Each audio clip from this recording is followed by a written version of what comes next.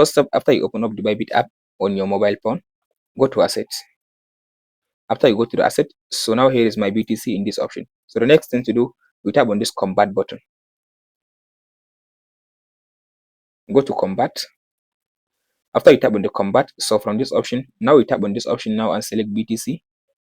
So here is the BTC, I'll select BTC. And then from the button, now you tap on this option now and select USDT. Go and search for USDT. Select the USDT. After you select the USDT, so the next thing to do, now you tap on this max on your BTC. Or you just specify the amount of the BTC you want to sell.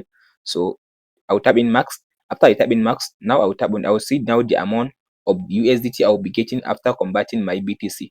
So tap on this quote button. After you tap on this quote button, now if I tap on this confirm button before this 15 seconds, just tap on the confirm. So from there, your BTC will be sold into USDT. After it converted, if you want to see the amount of the USDT you get by selling your BTC, just go to the asset. After you go to the asset, then you tap on this funding button. So under the funding, here you'll be able to see BTC instead of this. You will be able to see USDT instead of this BTC in your wallet. And that's it, guys. If this video helps, don't forget to like and subscribe.